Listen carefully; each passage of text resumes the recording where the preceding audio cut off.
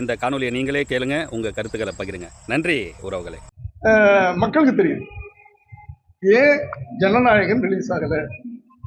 நீங்க ஸ்ட்ரீட்ல போற ஒரு லேடியை கேளுங்க, அவங்க சொல்லுவாங்க. என்ன விட நான் சொன்னேன்னா விஜயோட அப்பா சொல்றாரு, அவங்க சொல்றாங்க டீட்டெயில்.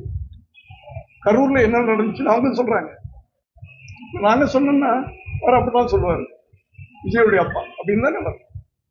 அதனால மக்களை கேளுங்க. மக்களுக்கு இப்போ 5 வருஷத்துக்கு முன்னாடி இருந்த ஜனங்கள் இப்ப இல்ல. விஜய் அவர்கள் அரசியலுக்கு வந்த பிறகு இளைஞர்கள்லாம் அரசியல் பேச ஆரம்பிச்சிட்டாங்க. வயசான லேடிஸ் 50-60 வயசு லேடிஸ் எல்லாம் கூட அரசியல் பேசுறாங்க.